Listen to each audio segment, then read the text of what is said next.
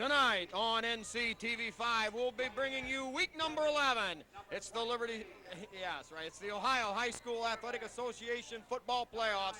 Tonight, the host team, the Liberty Center Tigers, hosting the Ashland Crestview Cougars.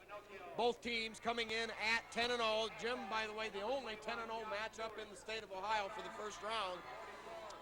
We're going to see one great running back, Jim. You know anything about this guy? Just that as a team, they rush for almost 8 yards per rush, and he's got a little over 2,000 yards, Spike. So that's how they like to do it. They like to rush it and rush it and rush it, and then have been successful. As you said, 8-0. That should present a formidable opponent for these Liberty Center playoff Tigers. All right. Ashland plays in the Firelands Conference. Obviously, they're way east of here, about 2.5 hours. They were, as we said, 10-0. Their opponents' records were 39-61, while Liberty Center's 44-56. Ashland played one Division IV school the first game of the year, and that won 33-14.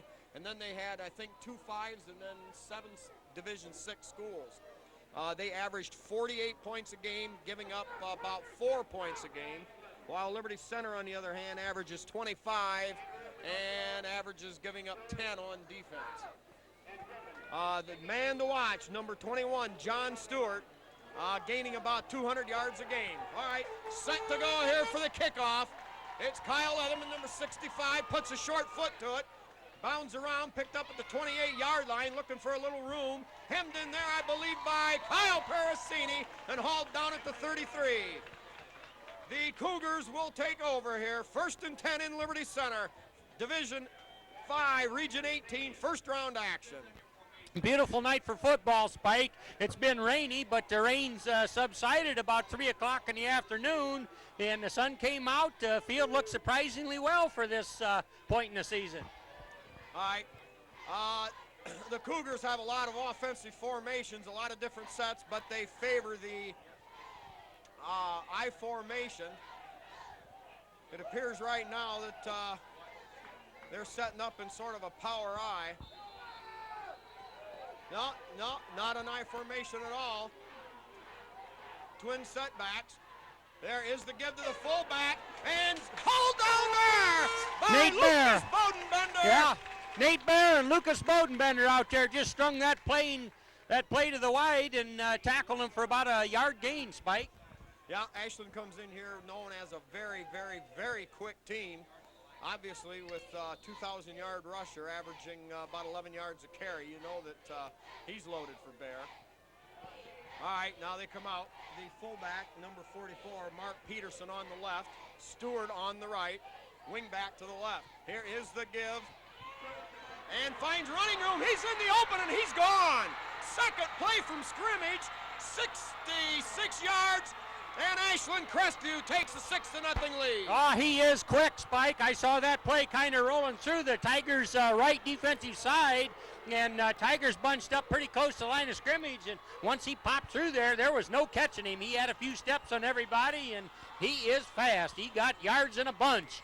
Well, you could see there he bounced around and found daylight and was gone. So with less than a minute to gone here in the opening quarter, Ashland takes that 6-0 lead.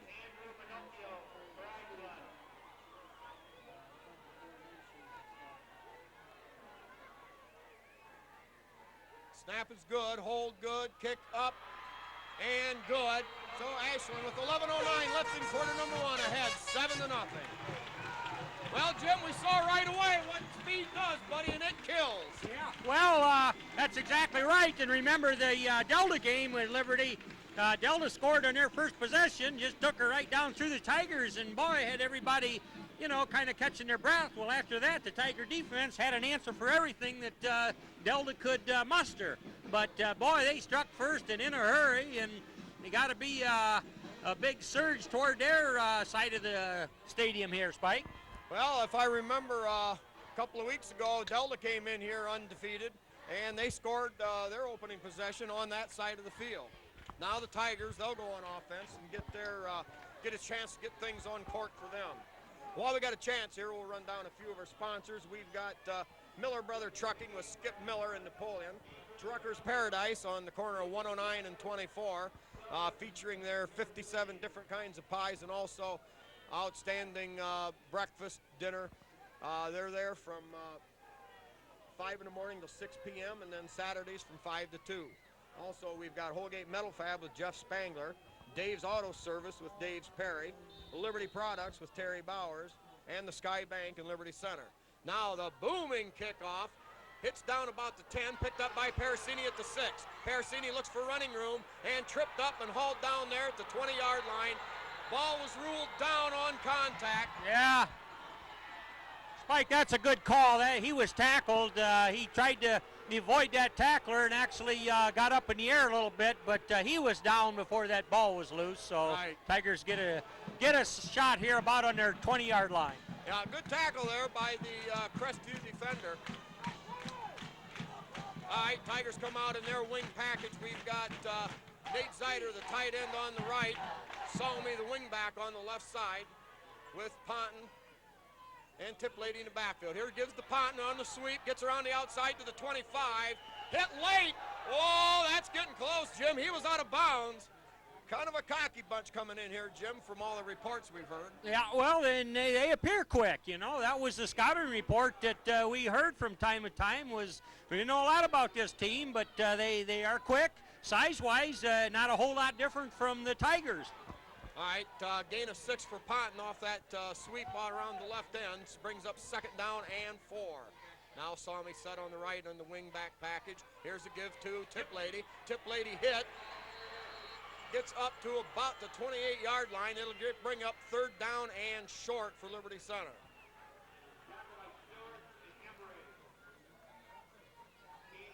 You know, Jim, a lot of talk is always made about the strength of schedule of the other team. And I don't know how much that really means. If you're a good football team, you're good no matter if your competition's good or poor. Exactly. You just got to play them like you get them, one game at a time. All right, now the pitch to Ponton around the left side. Hit, and across the 30-yard line. That should be good for a 1st down. Yeah, that's a signal, and that's just so good for the Tigers to mount a little bit of offense to get a little momentum of their own going here, Spike. Yeah, the Tigers need to grind a little clock here, take a little bit of the wind out of the sails of the Crestview Ball Club. Tigers come out again in the same wing package. Now they've got Salmi up on the line of scrimmage and Leininger as a wing back. Leininger cracks inside to give to Ponton. Ponton picks up about 2 to around the left side again. Yeah, pretty good defense there by Crestview. They fought those blockers off and seemed to have a man loose up there to quick fill to be able to stop that, Spike.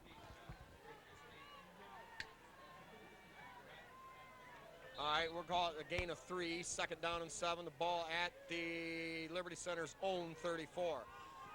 Tight end on the right side is Zeiter. Now Salmi back at the wingback slot on the left. Here's the give to Tip Lady. Tip Lady tries to find running room, gets across the 36 and up to the 36-yard line. Give them a gain of 2. And now the Tigers facing a 3rd and 4 in their own territory.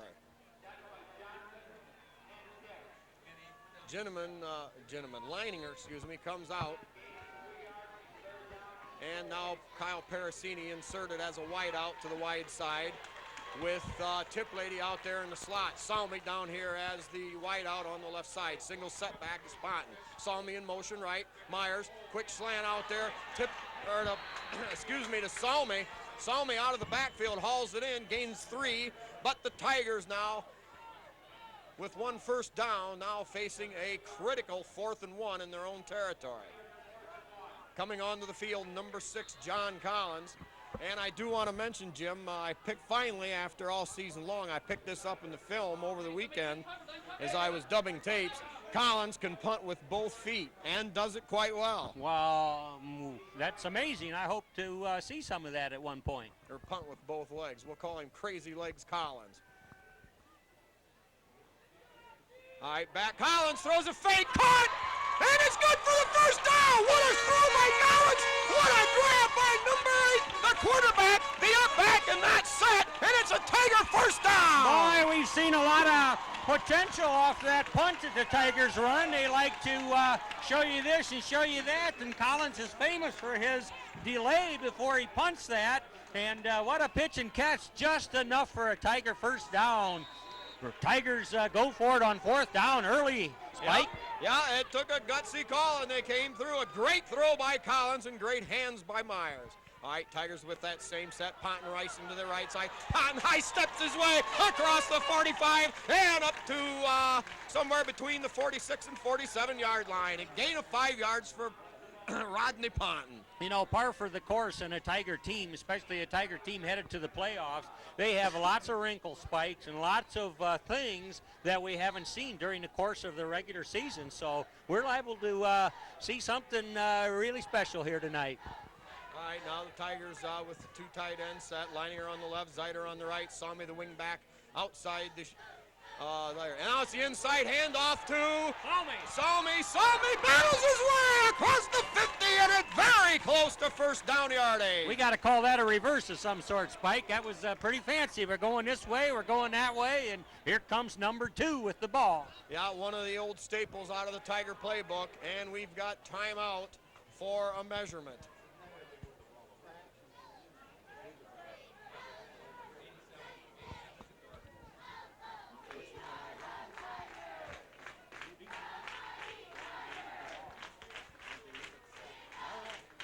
Chris Zacharias, the front man here, and the back man, Andy Miller, also has a big part to play in this. And the experience of that Tiger chain gang crew comes through again, Jim. Yeah. Oh, Spike, we're not getting the yards in bunches, but it's ball control, and it's moving the sticks and chewing up a little clock. Tiger offensive line and everybody involved there is gaining a little confidence here. Yeah, we've got Bodenbender, the tackle, on the left. And we'll have to wait till we get set here. Now the give to Ponton. Hit at the line of scrimmage and drop there. Yep. Maybe about a half a yard loss. Yeah, Drew Tiplady was locked up with that Crestview boy, and the Crestview boy got by him there and right dead square in the hole. And, well, that's what you have. But good defenses will bang on each other and bang on each other, Spike. Well, you know, a defense will stunt, and they'll blitz, and they'll try a few things. And that time it just happened to be they rolled the dice right and ran to the right hole. All right, now the Tigers show that wide formation to the right with Tiplady in the slot. Tigers with 2 setbacks. Here is the give straight ahead to Salmi. Salmi hit and drives, picks up about 3 on the play. That'll put the ball down to about the 47 of Ashland, but third, and we're going to call it 8 yards for Liberty Center. Kyle Leatherman leading the block on that play and clearing the path. But as you say, it's third and about 8 here. Yeah, Kyle Leatherman, the guard on the Tigers' offensive left side of the line. Simbola, the center. Tigers come to line of scrimmage. Critical down here in this drive. No, he didn't get across. Now the play action fake. Myers back. He throws deep. He's got Tiplady just out of his reach. Oh, what a throw by Myers. Oh, it was there, you know. Drew started looking back for that pass. Needed a couple more strides, and it was right there. But off his fingertips and not quite there. But, you know, Tigers went for it on fourth down before, although it was line up for a punt. So we'll see. They are just barely in Crestview territory, Spike. Well, you know, and this is what makes high school football exciting, especially at playoff time. You get the big plays, and you always look back and say, what if, that, and everything else. All right, Myers the up back again. Collins back. Collins takes the low snap, takes his time, now gets rid of it. A lot of chicken fighting going on. A good Tiger bounce from the 24 punt. all the way down inside the 10-yard line. You know, a 40-yard punt for John Collins. You almost think that's playing Russian or roulette there for him to delay that long, because on-rushers there come within a whisker getting on that punt. But just a good punt, allowed coverage to get down there, and it worked for those Tigers, Spike. Well, once again, no return. It's one of Collins's trademarks. Jim, did you notice which way old Crazy Legs, which leg he punted that with? No, I didn't notice. But a good punt. We've seen him under adverse circumstances all season long. All right, now the Tigers have Crestview back in a hole. It's 1st and 10 at their own 9.5-yard line. Here's the give to the fullback, second back through. He loses a yard. The Tiger defense stiffens up there. Oh, yeah, there was nothing right there. I think Matt Leininger went boring through there and took a crowd of black-shirted Tigers with him and met him right there. Brings up a loss. Yeah, Brad Sambola and let's see. Get the number. Dotson's out Dotson, there. Yeah, they were both down there in the bottom of that pile. Yep. Helped sealing that thing off. Tiger linebackers. We've got 74, Nate Baer, number 3, Zeider. Bodenbender, defensive end on the left. And Dotson, defensive end on the right. Now back to throw, lobs it up there, hit, and nailed right there, baby! Right now, today! Nate Baer drills him, and that's another 2-3-yard loss for the Crestview, Cougars. Yeah, they had a couple men split out wide to their left for pass patterns there, and of course we had that covered. But boy, that's when the line and the up close backers have got to really watch for those plays, Spike. And excellent defensive stand here by the Tigers. Well, this is the big one here, 3rd down and 11. Tigers obviously want to hold Crestview right here, right now. All right, they show a double wide out to the left side. We're getting Parasini and Myers in coverage over there. Here is the straight drop. They try to draw play. That goes nowhere either. Oh, yeah, baby, 3 straight plays and 3 straight losses. Jim, did you get the number of that truck that drove through and flattened No, Crestview? sir. I believe 65 was in there, Kyle Leatherman, and I'm not sure who else. But, boy, I tell you, to a man, that defensive front there for the Tigers was excellent. All right, now the Tigers put Crestview in a 4th and 14. Silvas back to receive the high, booming punt. Silvas going to take it at the 39, makes the cut to the right, and grabbed, and breaks it down to someone. He's out in the open. What a move by Silvas. What a man. What a football player.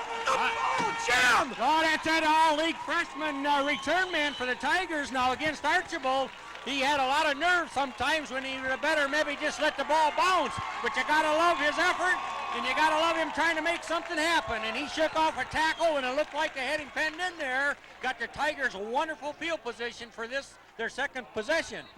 Boy, that was just like,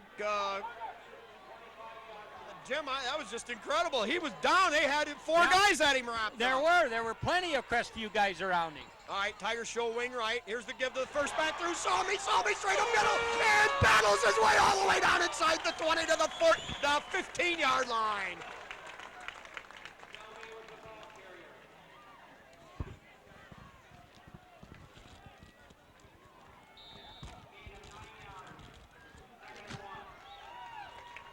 Gain of 9.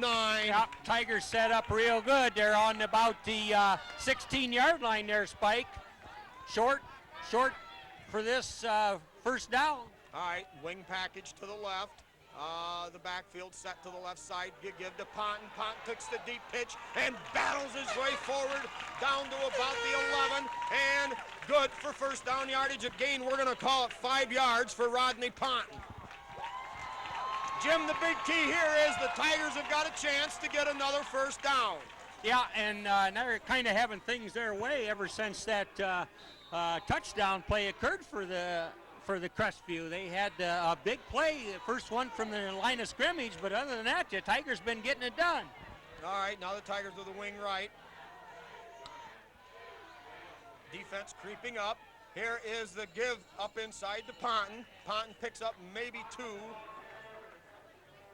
Ball was spotted at the 12, a gain of 2. We're going to call it second down and 8 ball just inside the 10-yard line.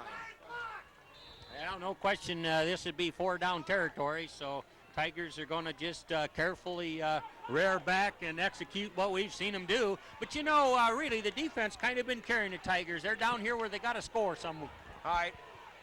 Zeider wide out to the left. Saw me the wing over on that side. Give to Ponton. Ponton battling and driving down near the 5-yard line. Gain of 5 there. We'll see where they spot the football. The Tigers that time spread the offense out and then gave it to that bruising runner, Rodney Ponton, straight up the middle. Yeah, he fought off an injury here a few weeks back and came back and has been a great help to the Tigers. They were using Kurt Silvas earlier, the freshman sensation, who did pop for over 100 yards. But, you know, the Tigers have commented when they're down here in this zone, they got to put her across the goal line, Spike. All right, now they show Salmi the wing to the right. Tigers with a 2 tight end set. Here is Myers on play action, looks to the end zone, and they got the penalty in the end zone for pass interference. I believe it was Nate Zeider who had a beat on the ball, but was busted as the ball was in the air. That's exactly right. They're going to get a fresh set of downs here a little closer, Spike. Isn't that how that works? Well, it's half the distance to the goal, and probably a first down along with it.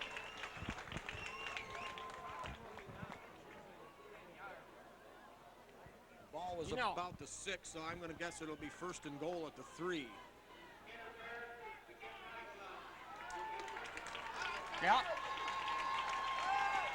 Well, I tell you, Tigers' possession have just about owned this first quarter, so they've got to get 6. All right, Tigers show Tip Lady on the left, Ponton on the right, Salmi the wing back on the left side to give to Ponton, battling and driving, and he's in! He's in! Tiger touchdown! It's a Tiger touchdown, and the score now 7-6! Yeah, good blocking. That Tiger left side didn't need much of a movement, but they did. They crowded those Crestview boys off the line of scrimmage, providing a little avenue there for Rodney Ponton, like we've seen that fullback do all season, Spike. Put her in there. Yeah, that time going off that left side again behind Leinier and Bodenbender and Kyle Leatherman. All right, here is the snap. The hold by Myers, good. The kick by Collins, up. Perfect. And good by old Crazy Legs Collins. We got a 7 all time. Yeah, we do, and not only that, Spike, Crestview, outside of that one play, has been handled by the Tigers. The Tigers have pushed them all over from the line of scrimmage and just plain owned them. So we'll see whether the Tiger defense can do what they had done earlier, but we've got a brand fresh, even game. Yeah, you know, you had to be a little concerned that Crestview took it and breaks a 66-yard run on the second play, and then the Tigers had that long bomb connection that didn't work, and you think to yourself, uh-oh, here we go.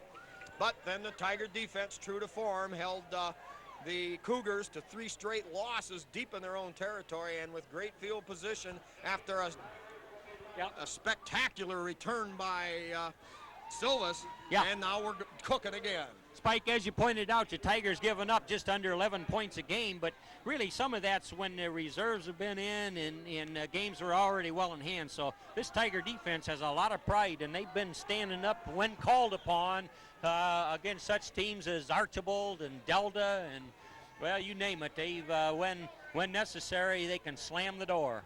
Well, when you look at it, in the Tigers' last 5 games, they've only given up 22 points. 1, 2, 3.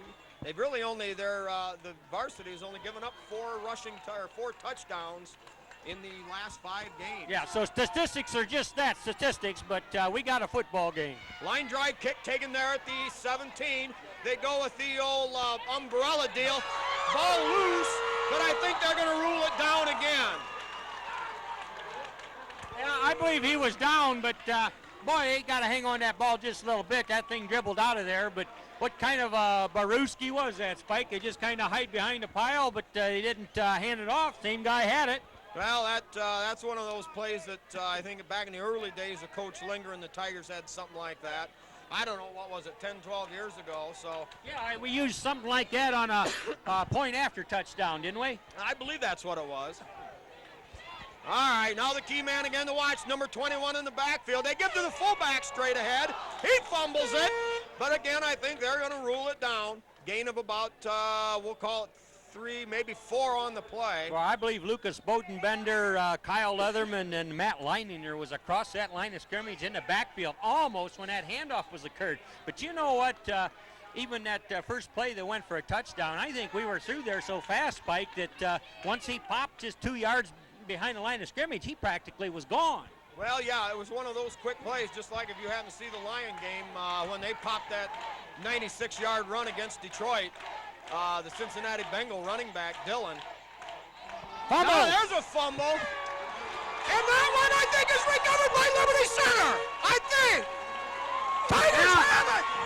Jim, Yeah. I got a few tips on what to look for from our head statistician, Ted Bear. All right. He said the quarterback on the snap, this was picked up by obviously none other than the highly regarded Tim Spiess.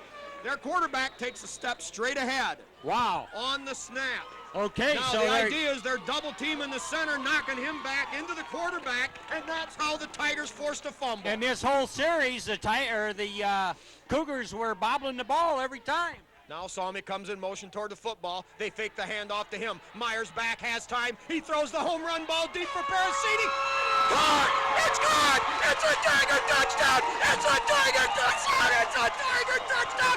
I want to tell you, Tiger fans, here in Titletown, Ohio, it's another Tiger touchdown on the home run catch to Kyle Parasini! Oh, you'll never see a better pass, Spike. It was right on the money, and of course he threw one that was just off Drew Tiplady earlier in the earlier series. But I'm telling you, he was going to run out of end zone, and that had to be right where he put it. Yes, you couldn't have threaded the needle better. Now Myers to hold. Crazy Legs Collins back. The set, the kick. He drives it. It's up, and it's gone by Crazy Legs. I know he used his right foot on that one, but he's been perfect on 2 conversions, Spike. Well, that's what you need, and now the Tigers hold a 14-7 lead.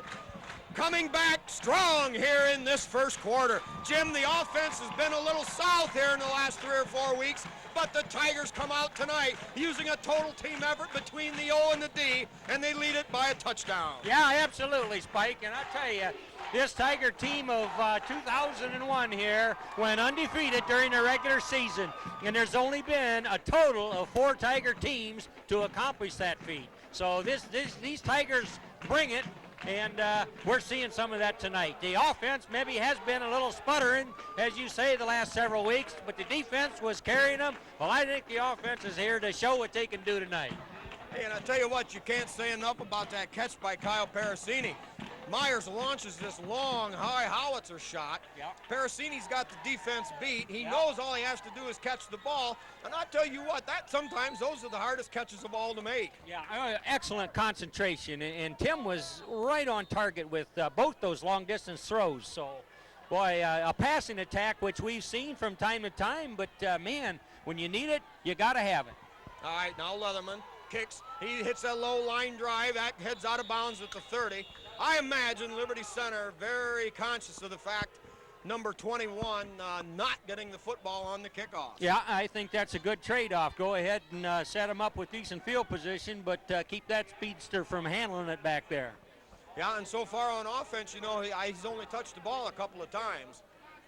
Well, they better get that exchange between the quarterback and center smoothed out, or it's going to be a long night for him, Spike. Why, Jim? No, we don't want him. Hey! All right. Yeah, the call was for Leininger and Simbola both to pop the center. Now they show a very tight offense. Kind of a version of the wing offense. They get it outside on a sweep, trying to find room to kick it out. And he goes only about a yard. Yeah, Drew Tiplady kind of rode his block out that way and was in there. Or am I thinking it's Nate Bear? No, yeah, but Drew Tiplady was there, so we got to give that to Nate Bear, top Tiger tackler statistic-wise, and Drew Tiplady. Yeah, Bear did a great job of stringing the play out. All right, now at the quarter break, after the 2-yard gain, we'll get to more of our sponsors here. We've got KK Collision with Kyle Kern out on the north end of town in Liberty Center. Man with state-of-the-art repair jobs and all kinds of service work. Also, LR Babcock Plumbing and Heating with Bill Tiplady and Danny Brown in Napoleon. Davis Farm Services with Karen Howell. Pizzanello's Pizza with Craig and Sherry Myers, featuring at twice-a-day buffet from 11 to 2 and 4 to 8, and it's only a measly $5 bill. And I tell you what, there ain't nothing like a little Pizzanello's slab of pizza as you're walking through town. Go in, throw down a buck, and away you go right out the door with a mouth-watering, dripping piece of pepperoni and mushroom pizza. I'm telling you, Spike, that's the way to do it. I'm hungry right now. All right. Eon Industries with Dale and Judy Leininger, also Henry County Bank in Henry County. B.A. Miller & Sons Trucking with Norma Miller, and the Dugout with Steve and Catherine Parasini. All right, start of the second quarter. Liberty leads at 14-7 here on NCTV 5. Crestview shows two wideouts to the wide side. Now the deep pitch out there to Stewart. Bear out there, gets around him, and finally hauled down by... Number 3, Parasini got him, but not till after there was some yards gained there. I think the other Tigers closed fast too, but Parasini on a quick pursuit there, Spike. Well, that's their bread and butter play. Usually they like to sweep the ends. They give it to their deep back, Stewart, and he just runs to daylight. That time, Zeider out there to string the thing out, but not after a first down. And unofficially, the first down of the game. Yeah, that's their big play from the scrimmage outside of that touchdown break. All right, ball at their own 48, gives straight ahead to the fullback. He got nothing. He got crap, Jim. Yep. And rubbed in his face to boot, no gain. Single digit number 3 there. Zeider knifing through there and making the hit. Isn't that Zeider? Yep.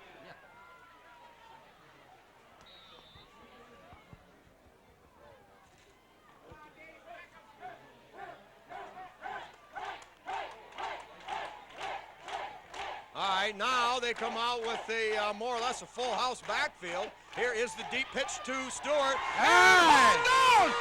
It was number 64. Lucas Bodenbender, who knifed in there and tripped him up. Yeah, and Brian Dotson there to mop up coming across then. Oh, and I certainly owe an apology to Lucas Bodenbender. It was Bodenbender who got that big key sack in the end zone for the safety against Archibald. That's right. We didn't have a good position, but indeed, Lucas Bodenbender, who's actually been hard on several quarterbacks this year, about 3 of them. All right. Now this is where Liberty Center wants to put Ashland in 3rd and long. It's 3rd and 13. Ball at the 47 of Ashland. Now a little swing pass and hit and dropped right now. It's another loss. Another loss. Who made that? I can't. I believe Leininger was clear over there. No, I don't know. There was a 7 in the number, so it means it's Simbola, Bear, or Leininger. Well, you'll have to forgive I'll tell you, that was a $1 million hit. That guy caught the pass, but I mean, he was drilled. Jim, I got too many Tiger touchdowns in my eyes. I can't see the tacklers. All right, now back to punt.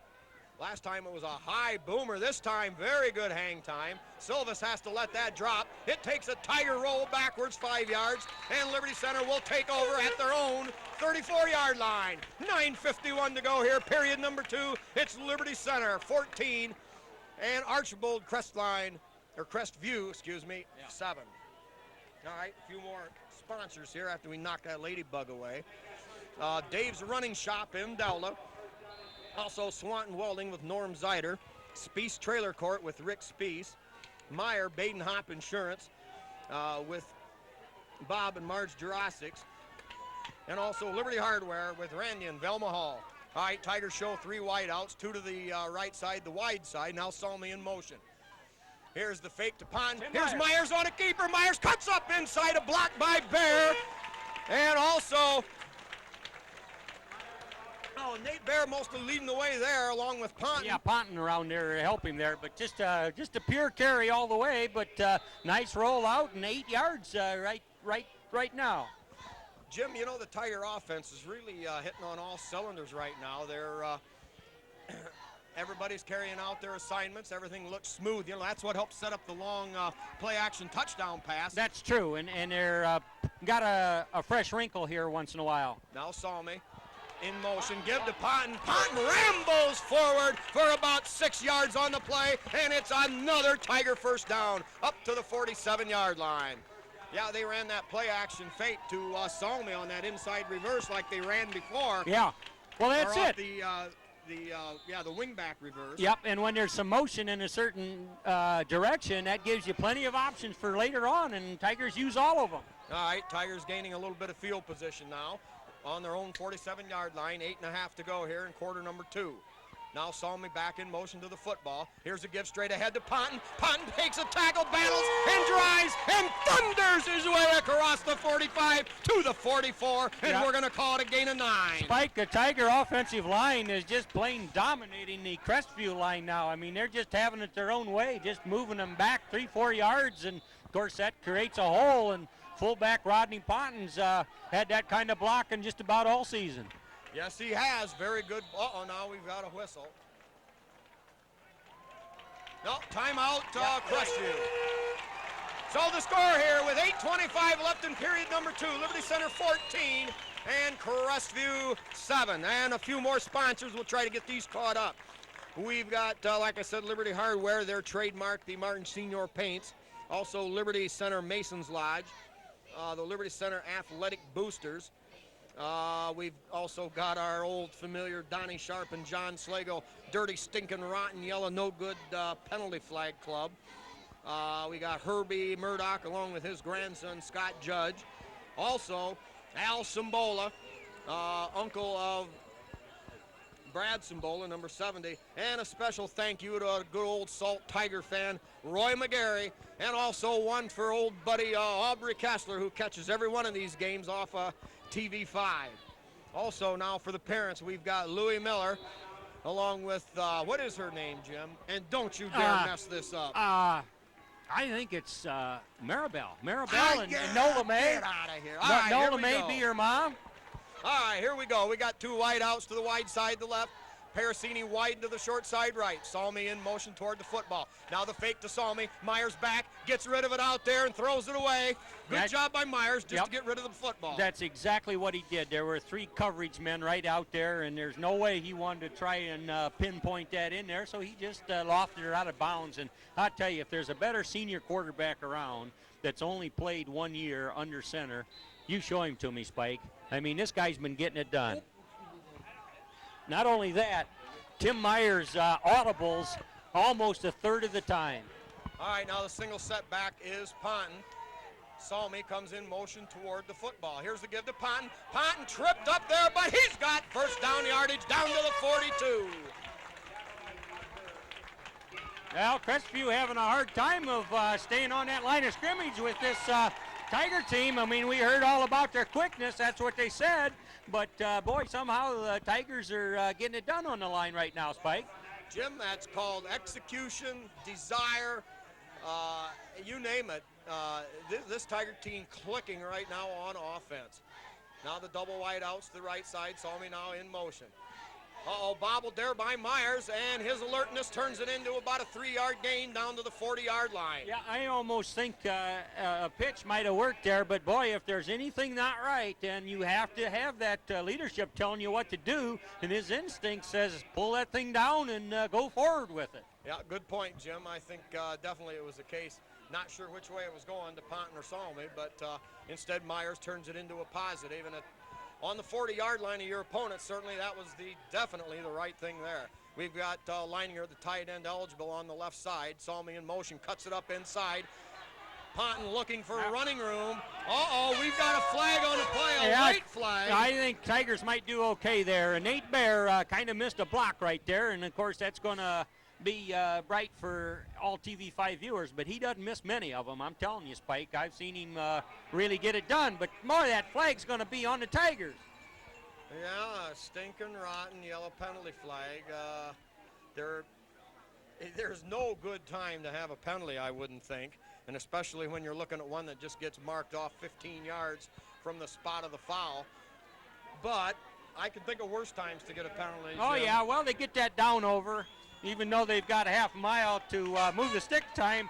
But I'll tell you, they kind of got them on their heels a little bit now, so we'll see what kind of a wrinkle the coach pulls out with 22 yards to go.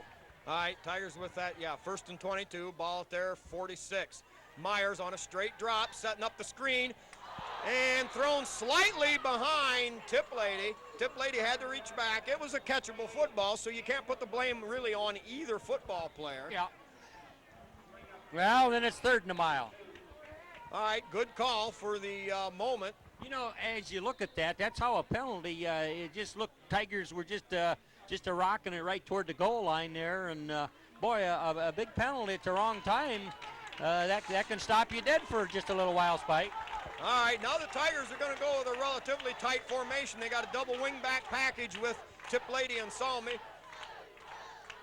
Salmi. Yeah, Salmi with a football, makes a nice cut and picks up about 7 yards down to the 48 of the Cougars. Crestview. What are we gonna call them, Spike? Well, I'm trying to dig in between Crestline, Ohio. They had a football team that played them, and Convoy Crestview. So it just comes out as a bunch of garbled gunk. All right, now the Tigers do pick up some good yardage there. That'll help them in field position for the ensuing punt. Crazy Legs Collins back at the 40-yard line, just outside the 40. He'll hesitate. Gonna run He's it. looking He's to gonna run. run. He's got Zider open. Zider on a catch. What a catch. He looked that thing into his hands all the way. And Crazy Legs Collins comes through again. What a tremendous effort by John Collins. Boy, he's 2 for 2 tonight, Spike, and I'm telling you, there's a punter that can use either leg. He can kick extra points. He can pick them up off the ground once in a while if he has to and still make a kick and get yardage, and boy, that one floats out there where it needed to be, and an excellent catch there by Zider. Zider, oh, what a grab. He had to look that thing into his hands. Oh, baby. A soft touch, and it's handled by Zider. The Tigers cooking now with a 1st and 10 at the 30-yard line of the Cougars. Here is the give to Salmi. Not much there as that side of the defensive line stayed home. That'll bring up 2nd down and 10. You know, Spike, with 6 minutes to go here in the first half, I believe the Tigers have gone for 3 times on 4th down and converted every time. Jim, I tell you what, I'm going to horse collar Lindgren when I see him again. All year long, they don't run the fake off the punt, and now they've done it twice tonight quite successfully. Why wait and do it in playoff football, Jim, when you need to win, you know? I say that obviously, well, tongue-in-cheek. it's exciting. It's the 2nd season. That's right. All right, now here we go. The inside reverse now. That one was 8 up. Great penetration there by the Crestview defense. Yeah, it almost, you wonder, is that a kind of set up like a screen? Because clearly the Tiger line there didn't hold its blocks very long at all. And as you say, Crestview right there with open arms to snare that guy. We're just glad we hung on the football, Spike. Yeah, but I tell you what, though, if you find a seam when they're in on you like that, you're going to go a long, long way. All right, now the Tigers facing a 3rd and 13. Ball at the Crestview 34. Salmi in motion toward the football, punting straight ahead, play action. A great block there by Letterman. Another great block. Myers has time, throws it deep. Ooh. And it's intercepted in the end zone. Well, things could be worse, Jim. Yeah, they'll get it out on the 20 there. Almost, we had a shot at that right there, too. Drew Tiplady, I don't think he was in a position, Drew was, to really fight for that, seeing his momentum, carrying him to the depth of the end zone. But, boy, it was almost anybody's ball there. But, let's go back as that play was happening. Kyle Leatherman made a block to just save Tim Myers-Bacon back there deep in the backfield. But Tigers got to turn it over here. All right. One thing the Tigers accomplished is they used a lot of clock with 4:44 left. They've got Ashland Crestview pinned deep in their territory. Now the give to Stewart. Stewart tries to find running room. There ain't nothing there, baby. You ain't going that way, baby. Somebody got him by the shirt, and that's not enough to hold any good back, but it slowed him up enough, and then here come the rest of the Tigers, and they bust him for a loss, Spike. Yeah, that one play in the game, keeping Crestview alive. A loss of, we're going to call it 5 on the play. Not sure who made the hit. Then the spinning. I couldn't see that, but guy got a piece of his jersey and just long enough to hold him a little. All right, now they show a wide out to either side. Myers in single coverage here. Tiplady in single coverage on the other side. They throw the home run ball deep. Caught! It's a foot race now. Makes a good move. Tigers finally pursuing. Myers hauls him down. Well, I tell you, Tim Myers looked around on the other shoulder, or he would have had that pass. He had him covered. He was in position, but a beautifully thrown pass by the Cougar quarterback, and their speedster roped it in. Well, they had everybody twisting and turning on that play, and that's what pulled it off. Good downfield running, but I tell you what, there were 6 Tigers back there trying to run him down. Good job. Yeah, after the fact by the defense. Exactly, and the receiver had to zig and zag, but Tigers caught up with him. All right, the Tigers are going to be tested now. They've controlled the game, but 2 big plays has left them in it. Now the give up inside, tripped up there by Salmi, and a gain maybe of a yard on the play. It'll bring up 2nd and 9. 3.5 minutes to go. Liberty leads at 14-7 here in the first round of the Ohio High School playoffs. You know, Spike, watching that quarterback handle the ball there, he does have some movement before he's ready for that snap. But the snap happens so quickly that there's no penalty, but it's just that he is not totally still. Yeah, the Tiger defense really has to come to the front now. It's time for the boys to shine. Double setback, given off there, inside to Stewart. Stewart inside the 25 to the 24. We're going to give him about 3 on the play. Tiger defense holding strong. Last player up off the bottom of the pile, number 74, Nate Bear.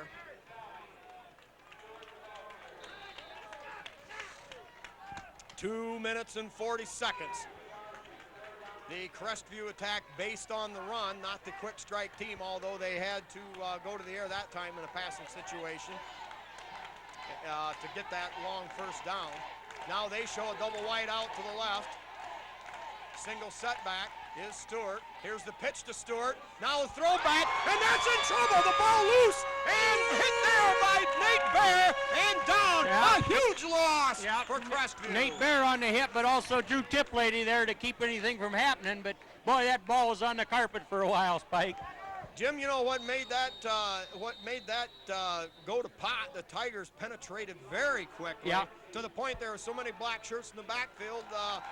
Crestview screwed themselves up. Yeah, you know, now Tim Myers, they had a play there earlier, and he just elected to clamp onto that ball and tuck his head down, see if he could get a yard or 2.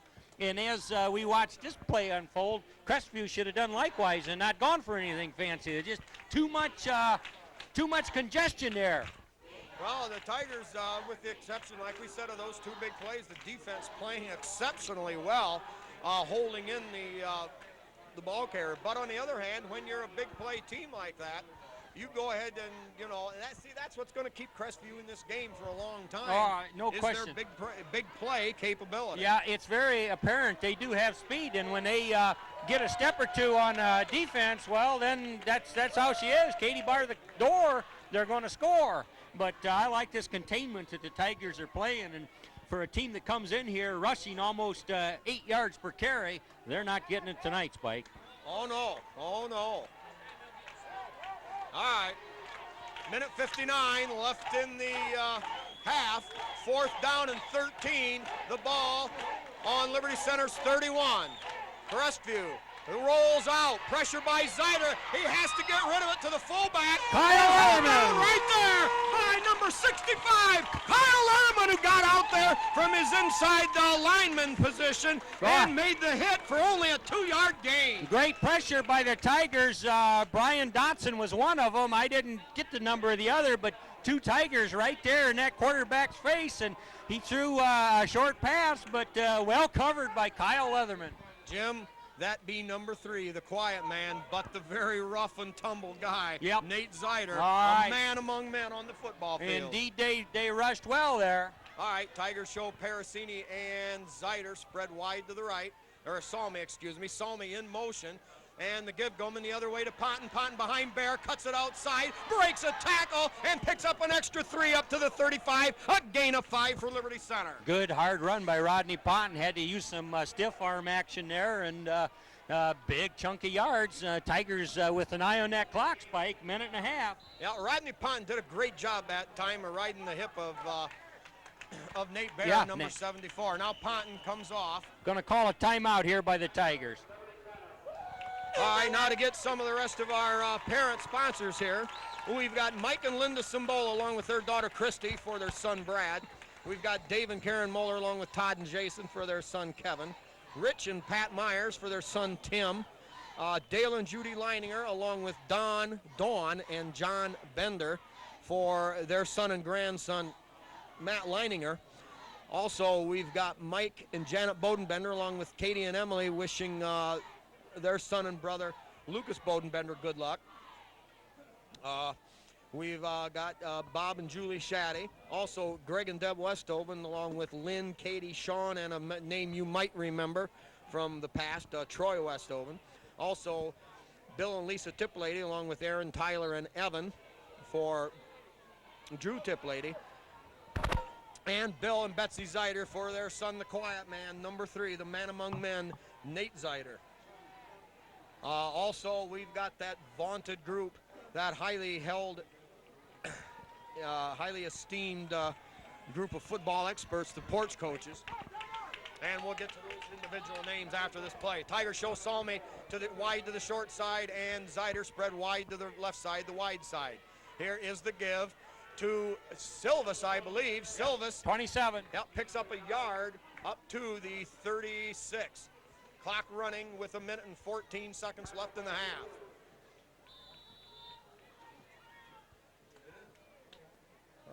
We've got Danny Brown, Rick Miller, Jeff Spangler, Mike Mann, Dave Moeller, Louie Miller, the one and only Duke Overmeyer, also Bob Shaddy, Chris Zacharias, Tom Overmeyer, Dave Silvis, Terry Bowers, and Kip Kern. Now play Tip action. Lady, number 24. Yep, the give was to Tip Lady, showing play action, and Tip Lady battles forward, very close to first down yardage, and we're going to get a measurement. The clock stops with 44 seconds to go in the half. First down. Take a timeout to move the stick, Spike. Well, the Tigers now do have that option. Their ball is up to the 40-yard line. Yep, Myers dropping back, going deep. They're going to run that little inside screen to Salmi, and Salmi tripped up. Man, I think he had some space to go there. He could have peeled off a Kyle Leatherman standing out there without any white shirts around him, but, well, you'll slip once in a while. Yeah, he was trying so hard to make a play. Well, that's the way he plays the game, Jim. He plays it hard. He plays 100% on every play. Oh, he does. He leaves it on the field. And I tell you, he's put his nose in there when it was at a really pivotal time for the Tigers. I think of a pass that he took away against Delta. Actually just took it away. Other times, he's run the ball when called upon and played some excellent pass defense. Well, I'll tell you what, he makes some of the most beautiful textbook tackles that you'll ever see. That great slashing, flying wall end dive at the ankles and taking him out just like a master. All right, with 29 seconds left now, the Tigers use another timeout. They've been known to score, Jim, right at the end of the half. That's not something that they're certainly not used to. All right, Myers, straight drop, hard rush, and sack back there. The defensive end from the right side nailed Myers. Only the 5th time all season he's been sacked. And now the clock will run, and I imagine at this point Liberty Center will be content to let it run out. Well, they are going to line up for one more play. Well, why not? You can't end up. Well, that's going to stop it. Yeah, I don't know if the ball was snapped on that, but at any rate, getting right down to the last 7 ticks here, Spike. Well, you can't end the penalty on the defense on the half, so obviously Liberty Center thought, hey, why not? Go for it. Now we'll see what they do with only 7 seconds remaining here in the half. They lead at 14-7 over Ashland Crestview. Tigers now looking at a 3rd down and about 20 yards to go at their own 30. And the clock runs out here at the half. We just told you the score. It's Liberty Center 14, Ashland 7, and we'll be back with a halftime stats. All right, a little snafu there from the officials. A play has to be run. Tigers set to go. They give to Silvis. Silvis battles, gets back to the line of scrimmage, and now they'll get the half ended. Tigers lead it 14-7. Battery, it must be.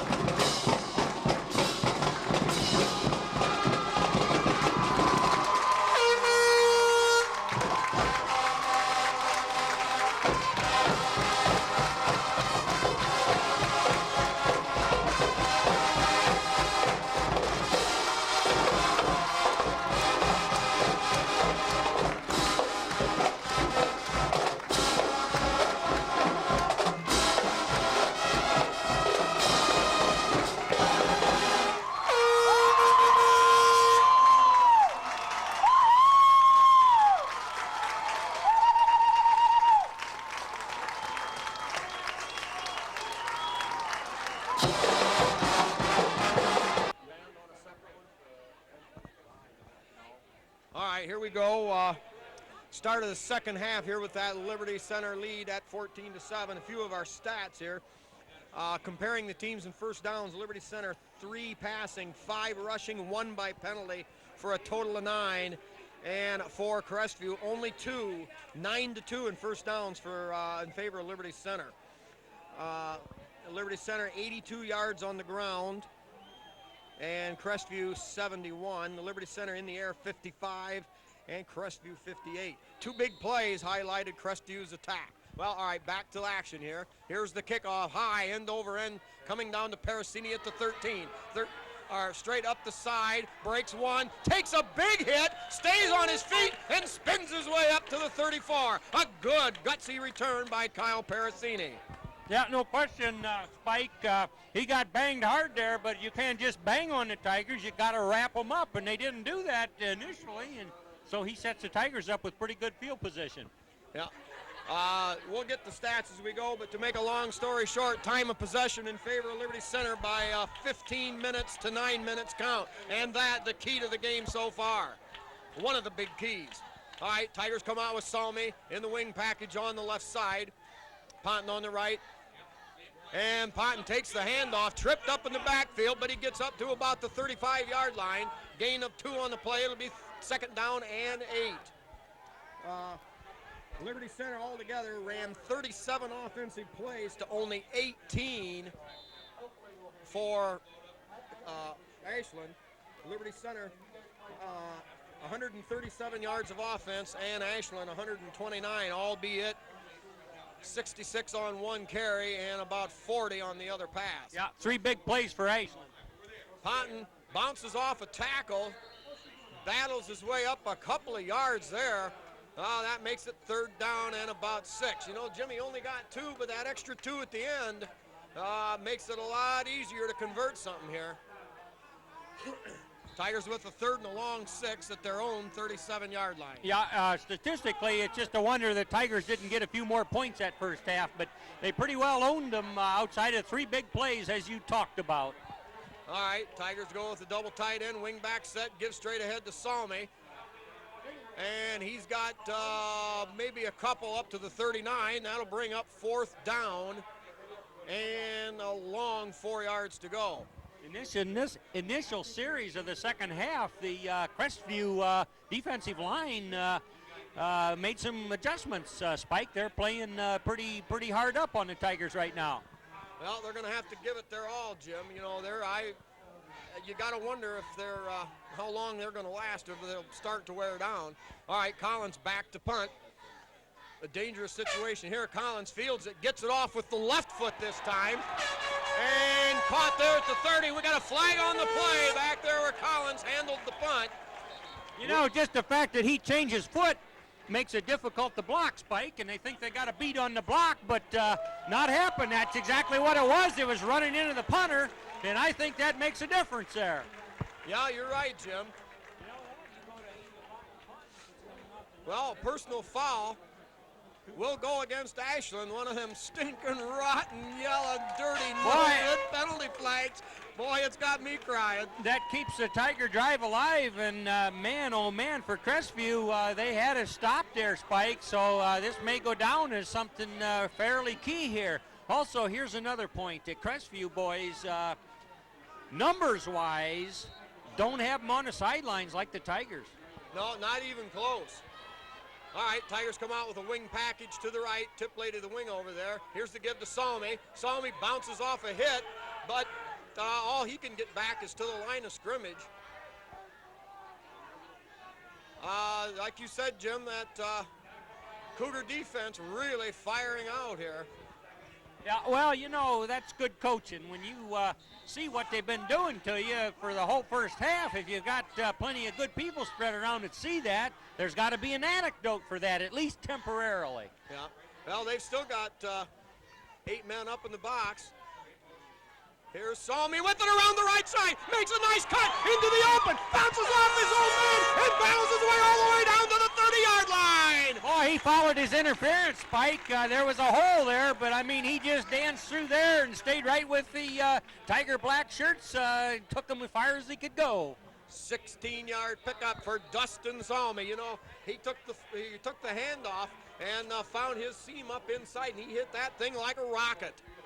All right, Ponton, the single setback. Tip Lady in the slot on the left side in the wing position. And Salmi in motion. Salmi gets the football again and goes right over the top and down to the 25-yard line.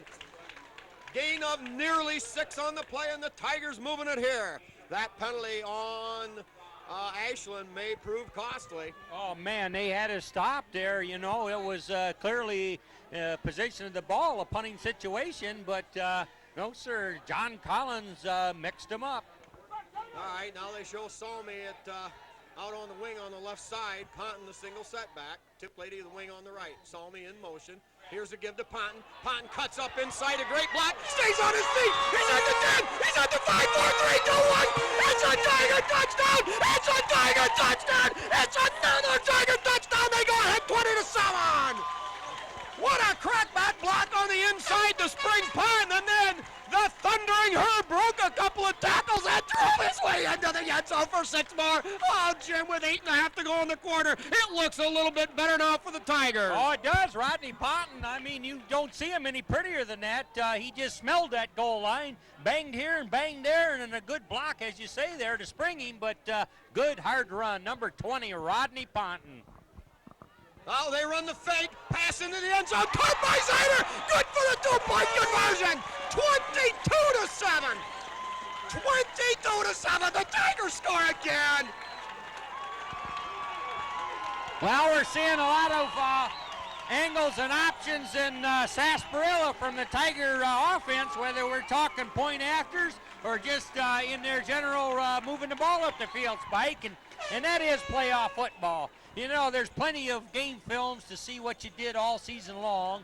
You've played 10 games, and yeah, this back carries the ball and so forth, and you can maybe devise a plan to slow that down or even get her stopped, Spike. But come the second season, that's when a lot of things go out the window, and you just execute, and you just throw it at them, and you get it done. Jim, you know, you look at the Tiger receiving core here. Drew Tiplady, counting tonight, let's see, he's got 13 receptions. Nate Zider coming into tonight, now he's got 13 receptions. Kyle Parasini, let's see, he has 12 receptions. Matt Leininger with 11.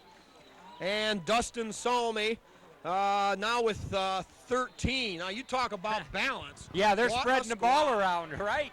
People don't think a lot of what the Tigers do through the air, but when they have to, they can be very successful. All right, they're going to run that stupid call again. 23 tries to go around the outside, buddy. He's got nothing going on. Hauled down, slammed down there at the 20. You know, Spike, that looks like a junior high play. I mean, the guys that are having their meeting back there, if you will, that just basically gives the Tiger coverage team time to get down there and surround them, and those guys aren't looking for a bead or looking for somebody to block. They're just standing around having a meeting there. Well, if you ask me, Jim, it's kind of chicken poop football. Well, anyway, they come out now in the I formation. Well, not sure now. We heard a whistle, play stopped, and then the Tigers were diving for the ball. We'll wait for the officials to sort this thing out.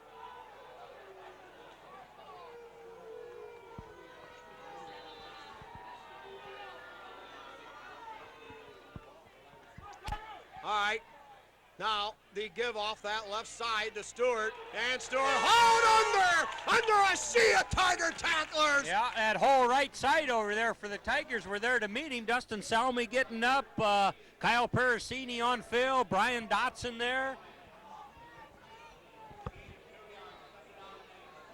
Interesting note here, if you take that 66-yard gallop away from Stewart, the Cougars have about 4 yards on 14 carries the rest of the game. Now the straight drop, looks, fires out there and along the sideline, caught for a first down, and Nate Bear makes a gamemanship tackle there, fighting through a block and holding down. That could have been a big play. Yeah, it was. They made a connection there, and we know and have to respect their team speed. So we've got to guard against the big play, because even though they're getting outplayed, big plays can put it on the scoreboard in a hurry. Yeah. Well, and it's the little thing, Jim, that mount up. That penalty on the 4th down punt gave the Tigers new life, and they continue to grind it down and earn that 3rd touchdown. Well, we've got movement. Not sure which way that will go on 1st and 10. It's going to go against Crestview. A procedure call. That makes it 1st and 15 for Ashland Crestview. That'll push the ball back to about their own 32-yard line. Boy, you know, you didn't give a statistic on penalties tonight, Spike, but man, this penalty bug is kind of whaled on the Crestview boys. Well, in the first half, Crestview had 2 penalties. Oh! All right, we lost track of that one, Jim. You'll have to fill me in. I assume number 21, Stewart, carried the ball. I'm not sure, but there was a whole host of black-shirted Tigers there to meet him. Well, just a couple of yards picked up on the play. Getting back to the penalties, penalties against this Crestview team really come at an inopportune time for them. All right, quick drop, 3-step, caught, and hauled down out there in the wide open spaces by Tim Myers. That quick little slant inside. Good for 13, or good for 16 yards and a 1st down. Yeah, Kyle Parasini out there helping out with the coverage, went for the interception. He didn't quite get it. And I don't know, you got to love that kind of coverage. I think he felt Tim Myers got that covered. I'm going for the ball. Yep, but it was a completion. All right, wing package. Here's the give to Stewart. Tries to find some running room. And tonight, for one of the few times, Crestview putting together a drive of their own. They pick up about 6 on the play. It'll be down to about the Tiger 45-yard line. Spotted just across the 46. 2nd down and a short 5 yards to go. Here is the give to the second back through. Nothing much doing there. Hauled down from behind by 64. Yeah, Lucas Bodenbender. Bodenbender stepping up from his defensive end position. Only giving up about a yard and a half on the play. So it's 3rd down and 3. And this is where they can be the most dangerous, Jim. Yeah. You have to respect all facets of the attack. Oh, yeah, they'll probably use 4 downs here. Yeah, here's the give to Stewart. And tripped up there! A big defensive play by none other than 64, Lucas Bodenbender again. Yeah, and Brad Simbola right there to put the nail on him. And so it's a loss on the play, going to set him up about 4th and 4. You know, Brad Simbola, I have no idea where you know him, but Brad Simbola is probably the second man there on 2/3 of the tackles made. I mean, he is always in the play. I know. We try to get the number of the guy who really made the first hit, but boy, the Tigers are by committee, and Spike, we've said it before, but a Tiger usually sells out at the point of attack. By that I mean he just totally gives up his body to make that stop, and if he makes it okay, if he just messes the ball carrier up, it kind of neutralizes him, and then comes the help. And that's why the Tiger defense has been so good. They just don't patty cake around. I mean, somebody knifes in there, and then here comes the rest of them. Jim, a point well made that Tiger total team effort there on the defensive side. Now Crestview uses one of their 3 allotted timeouts. 4th down and 4 yards, loss of almost a yard on the play. Great defensive stop, forcing Ashland into a decision time. Yeah, I'm going to predict they go ahead and try to convert here, Spike. I mean, this clock is beginning to work against them, and being down 15 points, and they do have garnered a little bit of momentum on this possession, so they want to keep it rolling, I think. Yeah, well, I have to agree. I see they're lined up to go for it. They might try to draw Liberty Center off. Nope, quick count. They get rid of it on the quick out over there, and good for the 1st down. He is a favorite receiver, that number 80, and boy, he can run a pattern quickly, and just a good pass. I mean, it was there, Spike.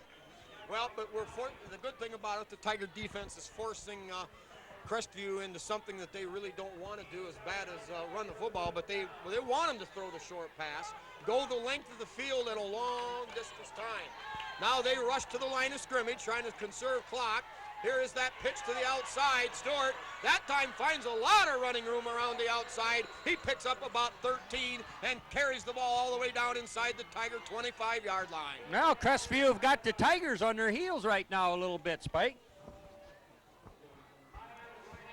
Well, it's a game of momentum swings, and certainly now the Tigers came out and scored and converted the 2-point point after touchdown conversion, but Crestview battling right back. Yeah, you know, you talk about momentum changing, and how about those penalties against Crestview, which gave the Tigers ample opportunity.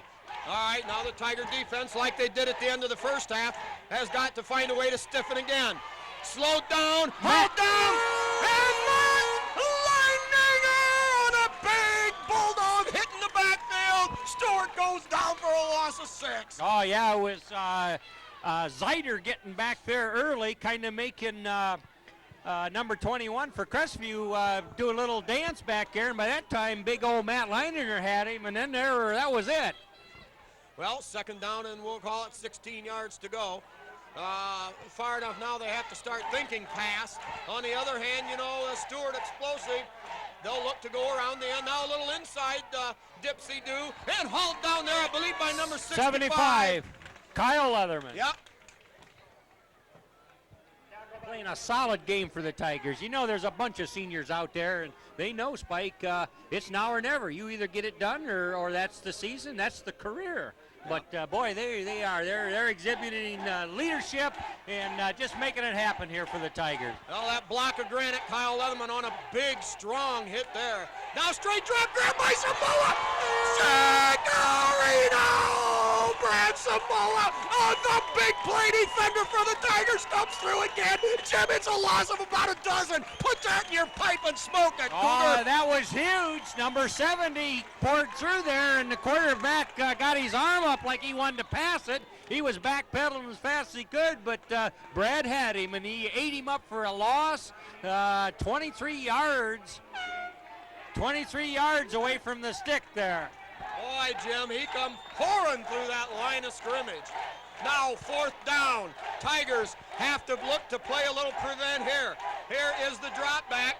They look deep. They lofted up there and battled for. Tip Lady knocks it down. Yeah. A great defensive play. Tip Lady stayed right on the ball, stayed right with his defender, and poor number 23 is crying his eyes out. Well, baby, suck it up and ride on, because you lose. Yeah, they were kind of ready to bat that around a little bit, but they weren't just chicken fighting. There was a ball coming, so they each had a right to it. But back here where the quarterback passed that ball, Kyle Leatherman totally caved him in. And I mean, quarterback's kind of glad to be going over to the sideline after that play, Spike. Need to look to eat up some clock, try to put the haymaker blow on the Cougars. Cougars with about 9 or 10 men up in the box. Here is the give to Salmi, cutting up inside a block by Leatherman. He picks up about 2. It's going to bring up second down and 8. Obviously, keying on Ponton. So the coaching staff from Liberty Center trying to do a few other things, trying to catch the Cougar defense leaning the wrong way. Now we've got Ponton as the single setback. We've got Tip Lady in the slot on the left, along with Parasini spread wide to that side. Now Salmi comes in motion, gives straight ahead to Ponton.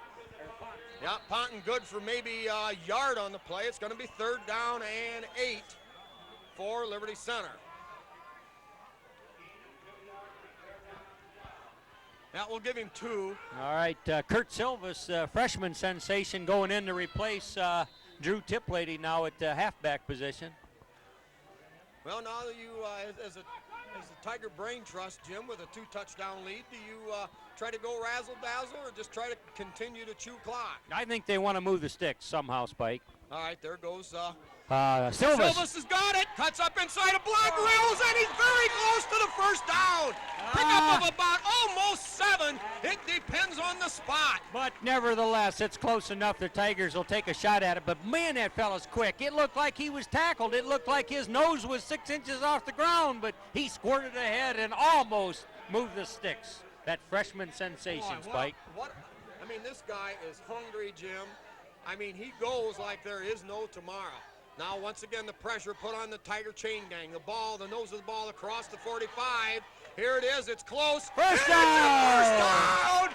And De Silvas and Chris Zacharias once again team up and come through for the Liberty Center Tigers. Team captain over there, Mike Mann, looks on 37 years of experience over there for Liberty Center. He's done big games all over the country, him and his crew. Well, I'll tell you, there ought to be a monument to those fellas. All right, now we've got Parasini wide to the left and Salmi in motion that way. Myers on a straight drop, looks, he's going deep and way over the head of everybody. And it'll bring up second down and 10. 1:51 to go on the third quarter clock. The Liberty Center leads it 22-7 over the Ashland Crestview Cougars here on NCTV5. Kyle Parasini drew double coverage on that pattern, and I believe Tim Myers wisely elected to kind of get it out of the area. Yeah, he went ahead and fired it over out of bounds. All right, second down and 10. Liberty Center has the ball on their own, just the nose of the ball across their own 45. Salmi, the wing on the right side, in motion behind the football. No, that's Zeider. Now Myers rolls to that way, flips it out there, and incomplete. Parasini wanted the interference call, but that was close enough. They're going to let that one go, and I can go along with that. Yeah, I think the Cougars had pretty good coverage on that play. Yeah, third down now and 10. Well, Jim, you know, you got two ways of looking at this thing. You try to send a couple people deep, throw it underneath, and hopefully the Tigers can play a little pitch and catch and run for 10 yards. Or do you go ahead and throw downfield, obviously picking up double coverage? Yeah, their double coverage has been pretty good, the Cougars here, at least this quarter. All right, Parasini wide left, Salmi wide right. Myers on a straight drop. It looks like a screen, and caught and dropped. Yeah, Dustin Salmi there, pass not quite on target, but a big linebacker right there ready to totally flatten him. So I think even if that reception had been reeled in, Spike, it wouldn't have gained the necessary 10 yards. Yeah, they that time it looked like Crestview had kind of smelled that thing out. So now 4th and 10, the ball at their own 45. Crazy Legs Collins back there again with Myers, the up back. All right, right foot or left foot this time? Well, you never know what he'll do. He's 2 for 2 in passing for 20 yards and 2 Tiger first downs. Good snap. Takes it, gets rid of it with the left foot. High line drive kick. That falls at the 29. Takes a huge Tiger roll. Look at that baby go all the way down to about the 7-yard line. Well, I tell you, that's got to be an all-league kicker. I don't know if they voted or not, and he doesn't get oftentimes a lot of air under the ball, but as far as getting them some distance consistently, he can do her, Spike. 48 yards, Jim, and he's done that all year long. He has to be the most effective punter in Northwest Ohio, and no question about it. He kicks them so low, the line drives, that once they hit, you have no chance, very literally no chance of returning them. Hardly any return yards against him all season. All right, now here comes Zeider on a blitz. Kick to the outside, and shoved out of bounds, back at about the 15. Gain of about 7 on the play. Boy, is he dangerous, Jim. He is fast. I mean, you got about 1 step to nail him, or else he's off to the races. And the Tigers have done that quite well, you know, but that first play from scrimmage, their best play, and of course put 7 points up real early in the ball game. Once he popped through the line of scrimmage there, I mean, he just was gone. All right, double wide out to the wide side of the field on the left. Here's the pitch deep in there to Stewart. Bear out there, and Bear runs him down, hauls him down after a gain of about 2. Yeah, you know, you almost can feel the frustration in him. It isn't supposed to be this way. It isn't supposed to be this way. Well, this is how Tigers are playing defense, Spike. Jim, a defense that rock rib, jawbone, hardcore. Yeah, bring on your 2,000-yard backs. We'll see. We'll see. All right. 3rd down and 2. A big down for Ashland in their hopes to try to come back. Here is the give outside to the fullback. He's got running room. Still on his feet. Now into the open. It's a foot race now. Here comes Nate Barron. And Tip Lady, they haul him down inside the 40-yard line. A good gainer there by the number 44. He's hurt. Got a lot of yards. He's hurt big time. Might have a cramp there. Well, yeah, it's either a knee or a cramp. Well, he's walking a little better now. Yeah, it must be just a cramp.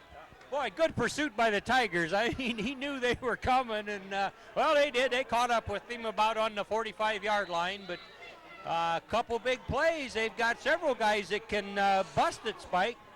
Well, that's why this lead is certainly not safe. You cannot count on anything here. They've got the ball in Liberty Center's 37, 1st and 10 with 20 seconds running in the third quarter. Here's play action. They've got a man going deep. He's open, caught, and in for the score. 37-yard play action, touchdown pass, and the score stands now, Liberty Center 22 and Ashland 13.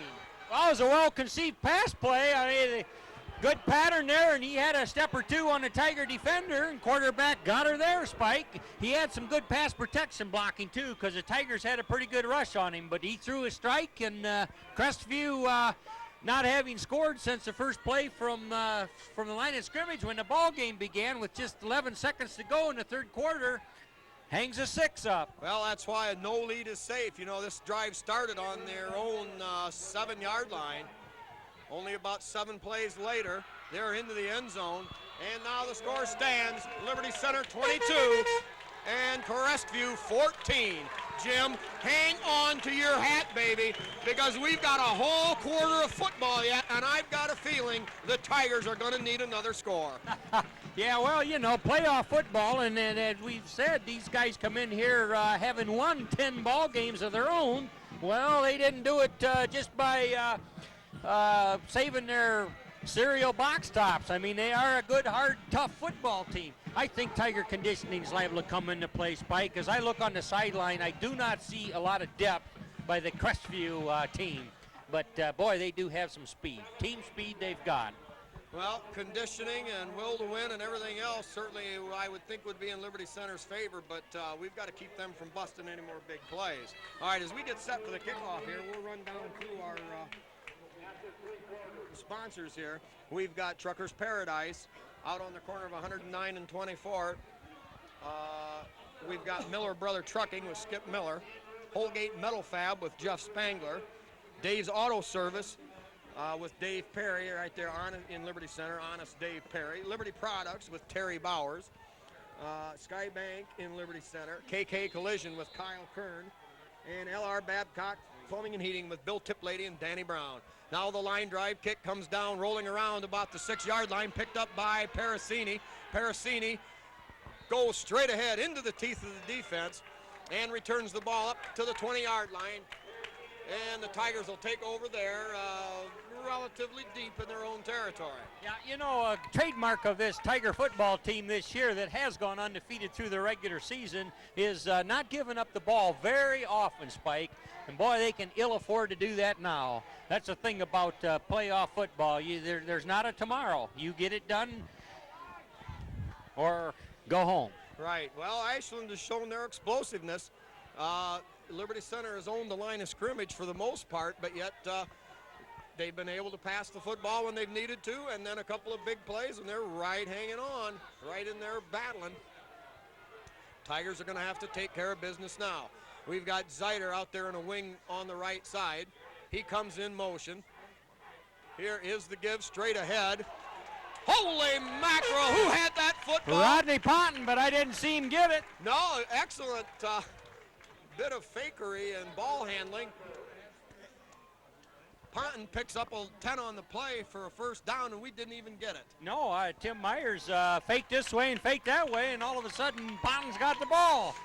Well, obviously, with them keying on Ponton all night, it caught Ashland by surprise, too. But Tigers picked up 10 yards of valuable real estate there. And that's the end of the quarter. Liberty Center will have a first down when we play resumes. After 3 periods of play, it's Liberty Center 22, Ashland Crestview Cougars 14. All right, here we go to start The fourth and final period of the first round. The Tigers have to play 12 more minutes of football if they want to advance. Myers puts Zeiter in motion and now gives up inside to Ponton. Ponton breaks a tackle and battles his way all the way up to the 38. A couple of big runs in a row for Rodney Ponton, and it's going to bring up a second down, and we'll call it 2 yards to go. A bit of a delay there, and Ponton finding a little bit of running room, and that's what the Tigers need to do, continue to run the clock. Spike, do they ever. They just love to hang on that ball and get yards, 6-8 yards of the clip, and keep the clock going. All right, Leininger, the tight end on the left, Zeiter, the tight end on the right. Tip Lady on the right in the backfield, Rodney Ponton on the left. Salme actually now the tight end. Here is the give to Ponton for the third time in a row, and Ponton has first down yardage across the 40 and up to the 42, a gain of 4 yards. Nice blocking by the Tiger right side. I mean, they don't need a lot, but they got to move those white shirts out of the way for fullback Ponton, and they do, or Spike. Jim, I think the Tiger coaching staff would be happy with 14 consecutive runs and a touchdown with about 2 minutes to go in the game.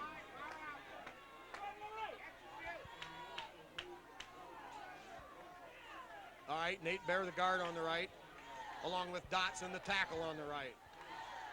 Here's Salmi in motion behind the football. Myers give off to Ponton again. Ponton hit, but picks up a couple more up to about the 44-yard line. It'll bring up second down and 8. Well, Crestview will pack it in and you know, try to stop the run, and the coach, Tigers coaching staff and players says, well, stop us if you can, and if it appears they might, then there'll be a wrinkle put in the mix. It's always a chess game. You know, they want to suck the defense up and up and up, and then it's simply a matter of knowing when to pull the trigger on play action. All right, now the Tigers show a couple of wide outs to the wide side. Salmi in motion, coming toward the football. Here is the give straight ahead to Ponton. Ponton picks up a couple more, and they'll bring up third down, and we're going to call it 5 to go. Ball across the 45 and up about the 46. Third down and 5 with 10 minutes left here in the game. Liberty Center hanging on to a 22-14 lead over Ashland Crestview. Well, Spike, as we look at the situation on the field now, with a 3rd and 6 to go at this point in the field, I think we could use something we hadn't seen, kind of something unexpected here. Well, it's hard to say, Jim. We might just see some good old-fashioned Tiger power football. No, there it is, the inside reverse to Salmi. Jim, you called it. Salmi near first down yardage, but perhaps about a foot short. We'll wait for the spot. The official on this side putting it right on the 50. Well, if he's going to put her on the 50, we're 2 yards almost short then. Yeah, no, the length of the football across the 50, we'll call it 1.5 yards. So now 4th down and a short 2 to go. Leatherman and number 64, Lucas Bodenbender, come off. So the Tigers would appear to have their special teams out there, the punt team. Oh, they do, but there's a little equipment problem back there, which gives them time to really sort this out. And let's keep in mind the Tigers have gone for it 3 times on 4th down and converted. So we'll see what's up this time. Well, now that's going to force Crestview to bring everybody up with the exception of the one deep back. Crazy Legs Collins back there. Myers the up back. That sails high. And we've got a flag on the play right on the snap. That may indicate somebody was lined up off sides to begin with.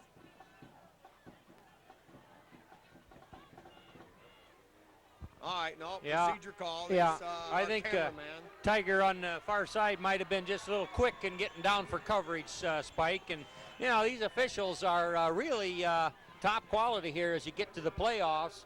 So if they call it, you got to believe it. All right. Now the Tigers will be punting from their own 45. Collins back.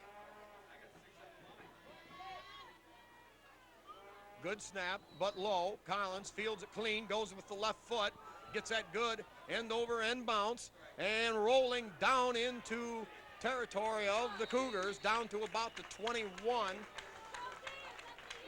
34-yard punt and no return by John Collins. Well, 8:38 to go. Jim, this may this may be the Cougars' last hurrah. Well, they may get another shot besides this one, but you're right. This is a good chance. They have 8.5 minutes, but they're a good bit of distance away. And this is generally where the Tiger defense just digs in and makes it too difficult to accomplish. They contain, they sack the quarterback, they make a pick. But the Tiger defense has risen to the occasion all season long. Well, now is the time they're going to have to, and you can bet number 21, John Stewart, a 5'9", 160-pound senior running back, is going to see a lot of the football. Now the deep pitch out there. We got pursuit, and Nate Babb battles and bangs him, boots his way down, hauls him down at the line of scrimmage. Yeah, I believe Brad Simbola and others there were right there banging with him, even Matt Leininger out there. Well, and Nate Zeiter was the trail guy there, and you know, if Bear cuts him back inside, Zeiter was there waiting to peel him. Good job by the Tigers' defensive pursuit there. All right, now they bring two wideouts to the wide side of the field. Here is the quick drop, the toss over there. That's going to fall incomplete. That'll bring up third down. Yeah, and a good hit on the quarterback by Lucas Bodenbender again. In fact, quarterback run over to get the pass. He threw that pass into the dirt, which is a bit surprising, but he smelled Lucas coming hard after him, because he's thrown a few good passes a little earlier this quarter, Spike. Yeah, he was 3 for 3 in the first half. They burn a timeout. Sponsors here. We have Davis Farm Services with Karen Howell. Pizzanello's Pizza with that twice-a-day buffet, 11 to 2 and 4 to 8. There with Craig and Sherry Myers. For a measly $5, you can go in and pig out. And if you're on the run, grab a slice, pay $1 and go. Let it drip down your chin, baby. Nothing better. All right. Eon Industries with Dale and Judy Leininger. Henry County Bank in Henry County, 6 locations. B.A. Miller & Sons Trucking with Norma Miller. The Dugout with Steve and Catherine Parasini. Also, Dave's Running Shop in Delta. Swanton Welding with Norm Zeiter. Speece Trailer Court with Rick Speece. Meyer, Badenhop Insurance with Bob and Marge Jurassics. Also, Liberty Hardware, their trademark Martin Senior Paints, Randy and Velma Hall, there to serve you. Also, the Liberty Center Masons Lodge and the Tiger Athletic Booster Club. Now the straight drop, in trouble, rolling. Bodenbender gets back up. Now Parasini forces the pass. Caught! What a tackle in the open field by Drew Tiplady. Oh, boy. Tiplady. Parasini was caught between a rock and a hard place. The quarterback rolled away from the pursuit, and Parasini was forced to either stay on his man or go up after the quarterback, who was running wide open. Yeah, that's a play where you wonder why Crestview hasn't tried that a little bit earlier. That quarterback showed some speed on that rollout. Well, Bodenbender got knocked down, and by the time he was able to get back up, the quarterback was already outside. So kind of a broken play, but Crestview with a 1st and 10 at their own 45. Here's the give to the fullback. He's got big yardage, a straight on, gets him down inside the 40. He stepped out clear down here, I think, on the 39-yard line. Well, the time on the clock, 7 minutes and 39 seconds. No factor here in the game, as Crestview has all kinds of time. They have the ball on the Tiger 39-yard line, 22 to 14. 7.5 to go here. The Tigers up by 8. Jim, that 2-point fake kick conversion looks bigger and bigger all the time. Yeah, but, Crestview doing what a 10-0 playoff team needs to do is execute. All right, there's the give to Stewart. Stewart bouncing, looking for running room, and a great job there. The Tigers strung him back, and Zeiter on the tackle. Well, he seems to have pretty good balance, Spike. They get a piece of him and a piece of him, but somehow he keeps sliding forward, getting yards. Well, some running backs are slashers, and this guy's a dancer, but he's got that quickness, he's got that acceleration that once he does have the hole he wants, he can explode. 2nd down, and we'll call it a long 5 yards to go. Ball inside the 35-yard line. They get to the fullback. He breaks one, spins, stays on his feet. 1st down yardage down to near the 25. Yeah, Kyle Leatherman pursuing there, got a good handle on him. Also, number 2, Dustin Salmi from the secondary planted on him, but moves the sticks. It was a good running play, and I tell you, this Crestview offensive line is making some holes right now. Yeah, and if they're sucking wind, you know, they're still battling, doesn't matter. Tigers are going to have to dig down a little bit deeper now. Ball at the Tiger 26-yard line, 1st and 10, 6 minutes and 40 seconds to go. Tigers lead by 8. Here is the give to Stewart. No, that Number was, 9. Third back. Number 9, or 8, Tim Myers on the quick fill from the safety position trips him up. Yeah, the little brother of the quarterback, the third back through, took that handoff, and that good for almost 5 yards. One of the better sustained drives for Ashland in the ball game, and this coming in the fourth quarter. Now 6 minutes and 10 seconds left. Yeah, it's a time to call upon any reserves if you've got them. All right, double wide out to the left. Here is the deep pitch, and a lot of running room. Finally hauled down inside the 15. Good job there by Parasini to battle through the block, but another first down. I tell you, Crestview just relentless in this drive, moving her right through the Tigers, Spike. I don't know what it is about their blocking. One thing, they're hardly allowing any time to set at the line of scrimmage. If you notice that quarterback, he's just going up there and that ball's coming.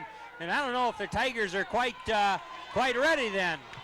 Well, they'll better be ready now. It's 1st and 10 on the 15. Crestview trails by 8. The pitch deep, that's bobbled around. And hauled down there by Nate Zider for no gain. Oh, no, the Tigers now wanted to fumble on it, but of course they're not going to get it. 2nd down and a loss of a yard. And Nate Zider, Bulldogs, the fullback down there, 2nd and 11. Big defensive play there, Spike. Well, that's been the difference in this drive, Jim. The whole game, if the Tigers can put up the big defensive stand on 1st down, force Crestview into long yardage situations, that changes what they have to do.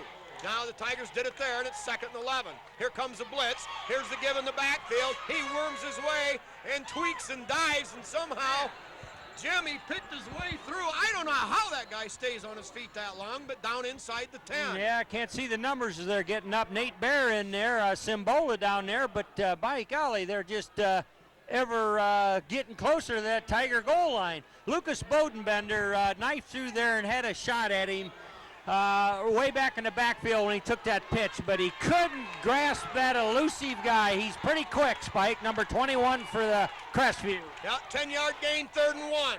Here is the give to the fullback, and he's got first down yardage down to about the 2. My, oh my, Jim. 4:40 to go and the clock stopped. 1st and 10. 1st and goal.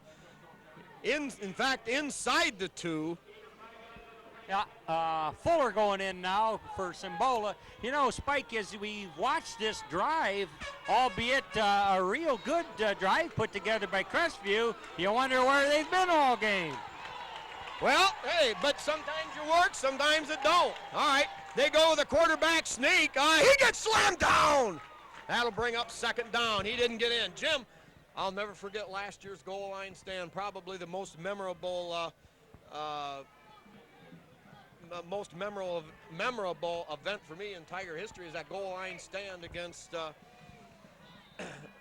our buddies over there. Jeez. Bedford Chanel. They had 4 cracks at it and couldn't do it. All right, now it's 2nd and goal on the 1. Here is the give to the fullback, and he's not in either. The Tigers met him right there and stood him up. Now it's 3rd and goal at the 1. Now with the Crestview coach has got to be thinking, I'm not so sure I want to take it up the middle. No, likely he might not. Just a quick pitch out there to 21 and get him a little breathing room and see if he can dance it in.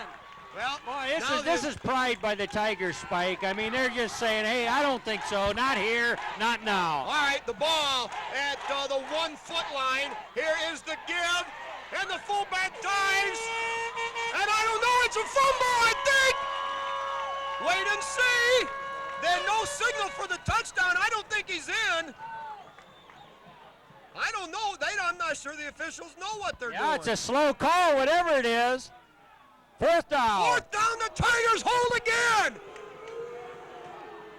Hey, that's all right. All we got to do is hold them. Yeah, I tell you, they've been banging and they've been banging, but that End zone's very precious to these Tigers, but I got to believe that ball's almost hanging on it, Spike. Jim, it's, oh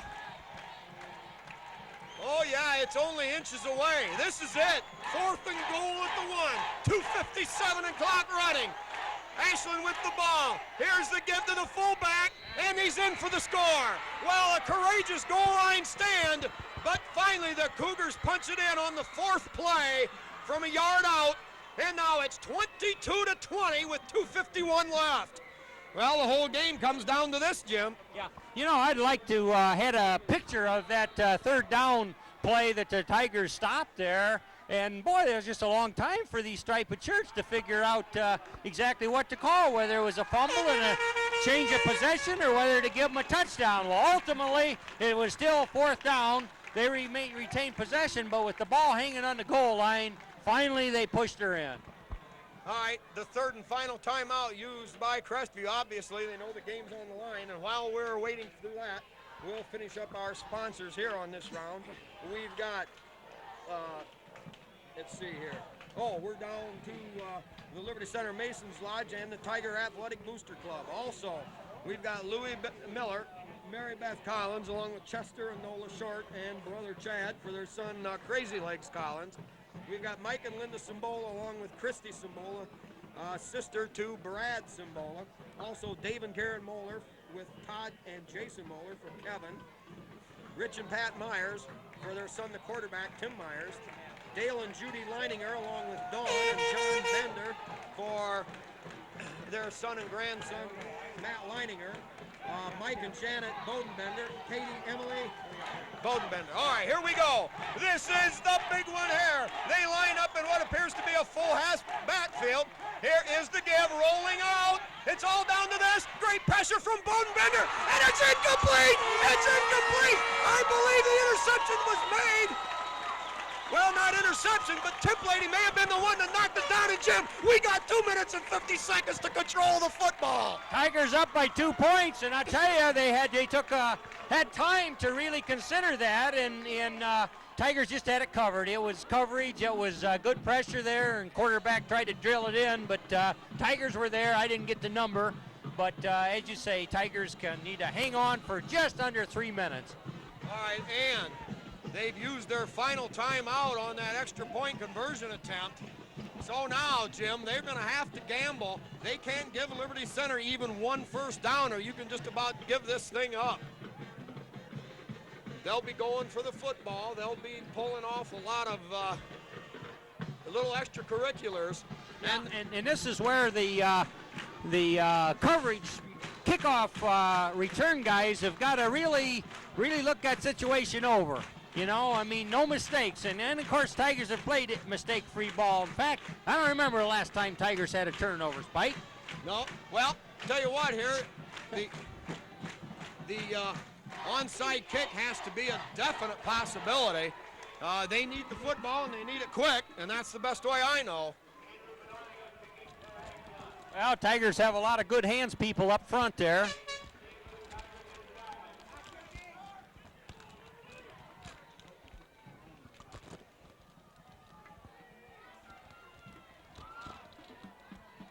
All right, Tigers have most of their players over on that other side. Now that line drive kick sails out of bounds. That's going to hurt him. He got into that too much, drove it out of bounds, so I believe the Tigers get set up on the 40-yard line, Spike. That's the best thing that could have happened. We didn't even have to handle the ball. Very true, very, very true.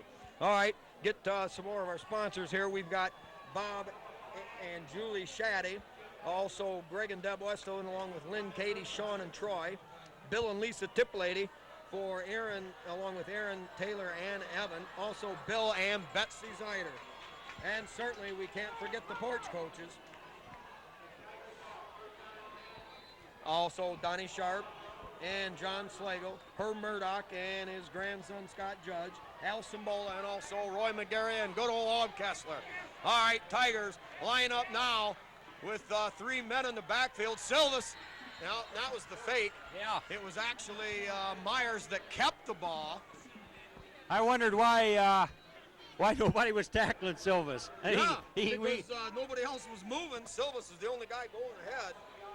That time the Tigers lined up kind of a V backfield. Jim, I'm not sure what kind of formation you call that. Leininger was actually, was that Leininger? No, that was Silvas. Never mind. We'll see what they come out with here. Tigers have got the clock moving, but they got to move that ball forward. All right, Salmi the wing on the right side. Clock running at 2:10. Myers rolling out, throws a straight arm, trying to battle for distance, and fights his way ahead, a gain of about 4 on the play. That pushes the ball up to about the 44. Clock running with 1 minute and 57 seconds to go. Yeah, Crestview helpless to want to stop that clock, and it was 2 minutes and 50-some seconds when the Tigers took over, and they got her down to $1:45 right now already, Spike. All right, well, the Tigers are going to run this play, and after that, they should be able to get the clock down to about 1 minute before they have to snap it again. But a key down here, should the Tigers find a way to convert, you can chalk this one up in the victory column. But on the other hand, still time. Myers keeps it. Tigers, Myers battling up across the 45 and up to the 46. It'll bring up 4th down and now a short 4. We got a player wanting to stop the clock there by laying down on it, and that's exactly what that was.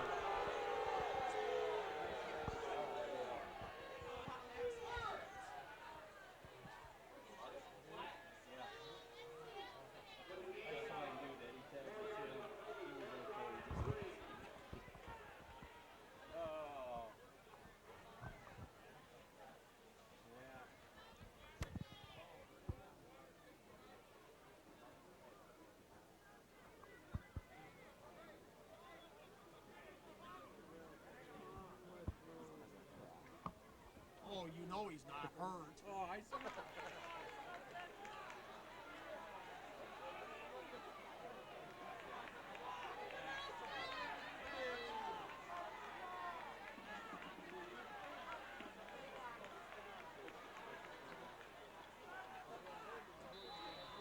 All right.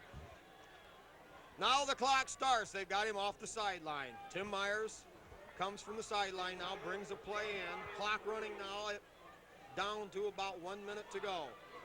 We'll see if 36 gets back in the ball game after that tremendous injury he incurred.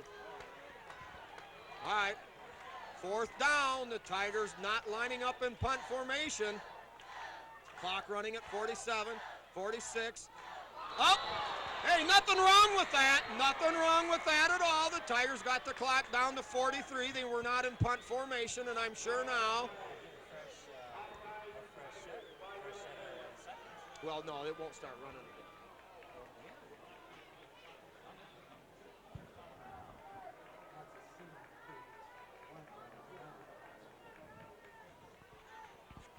All right, not a big deal for Liberty Center.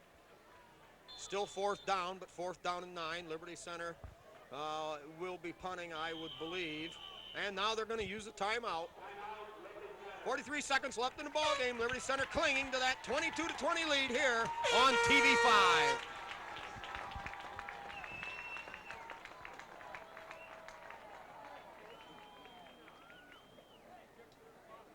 Back in. All right, 36. Yeah, 36 is all right.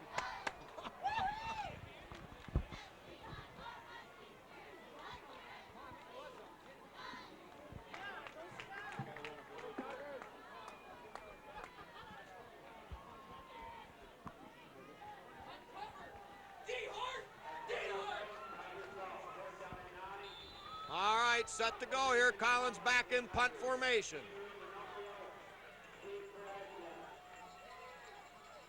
Good snap. Collins puts the left foot into it, gets that hard spiraling drive, takes a good Tiger roll, and rolls out of bounds with 36 seconds to go.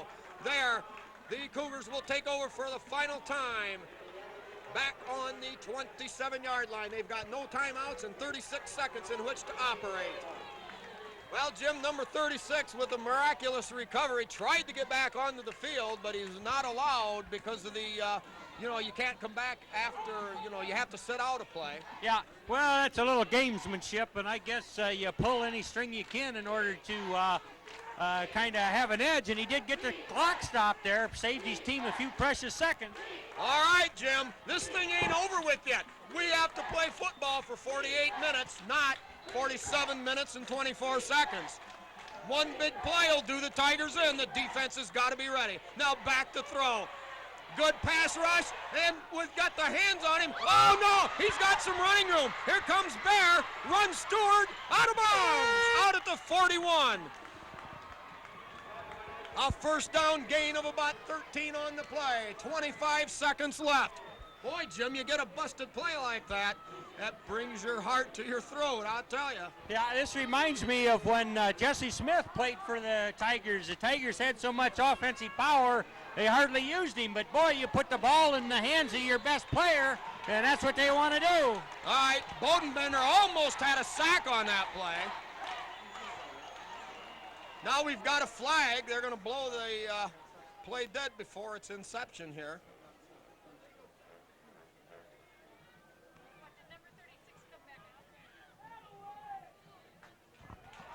Well, that's gonna cost them a few yards, Spike. Not sure what the call was because I'm dumber than a box of rocks when it comes to the official signals. Well, 5 yards isn't going to bother them. They need a big play, and they've got 25 ticks in order to try it. The Tigers has 64 yards of real estate to protect here. Now the straight drop, in trouble. Dotson slows him down. Sagarino, fumble. It rolls out of bounds. It rolls out of bounds. They found another life. Bonebender in there, Symbol in there, Dotson in there, and Leininger in there. Oh yeah, Tigers scrambling really had a hard rush, and but they'll retain possession because they had it when the ball rolled out of bounds. But wow, 18 seconds yet, Spike. Loss of about 6 on the play. Second down, and we're going to call it 23 yards to go. They have to get to the 49-yard line of Liberty Center for a first down. Now, mostly they've got to get to the end zone, Spike. Well, Jim, they only have to maybe get to the 20 if they can kick a field goal. They do have a good kicker. All right, 2 wideouts to the right side. Tigers, he throws up the haymaker, incomplete short. Great pass rush by Liberty Center again, and that forced the quarterback too lofted high. He couldn't get anything on the football. Yeah, just basically putting it up, and his guy was a little deeper and not able to even make a hard try on that. But that front 5 of Bodenbender and Dotson on the outside, Leatherman the tackle, Simbola the tackle, Leininger the nose guard. They've got to get on one more time a great pass rush. Here's the drop back. Here comes Dotson. Sagarino! Lucas Bodenbender, the defensive end on the left side. That's 1, that's 0. It's all over. 2 weeks in a row, Lucas Bodenbender puts the nail in the coffin. He sticks it in and breaks it off. Liberty Center wins 22-20 on a quarterback. Sagarino, baby! And we're moving on. Next week, Jim, the Tigers are moving on. And with a Fairview victory, that's who we're looking for. Spike, we've seen it week after week all season long, and now that the second season has begun, the Tigers find a way to do it. Call it defense, call it just hard, good, tough play. They find a way to get it done, and that's exactly what's happened.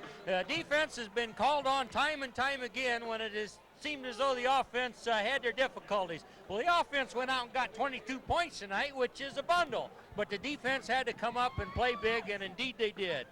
Jim, and they did that against a team that was only allowing 4 points a game the entire season. What a game, Jim. You know, they did a good job on the good kid, you know, number 21, Stewart. Had a couple of big gainers. They made a couple of big pass plays, and they never quit. Ashland didn't. But once again, it was the Tigers that maybe did things just a little bit better. Maybe it's the program here at Liberty Center. Jim, it's bigger than any one coach. It's bigger than any one player.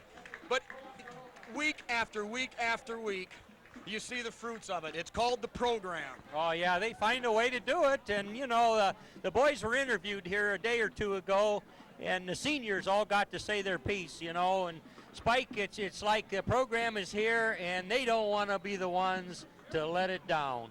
And they completed a wonderful regular season, just the 4th team in Tiger history to go undefeated. And now they're teeing it up for the 2nd season. Played a tough team here tonight, also 10-0, and got it done. Well, Tigers' record in postseason play now moves to 20-7, one of the best records in the state. Well, we're going to wind it up here from Liberty Center, Ohio, for TV5 coverage here. One more time, your final score. This is for old Spiker and Jim and Tom on the camera. It's Liberty Center winning a cliffhanger with 22 and Ashland Crestview Cougars 20. So from Liberty Center here, it's good night and good Tiger sports.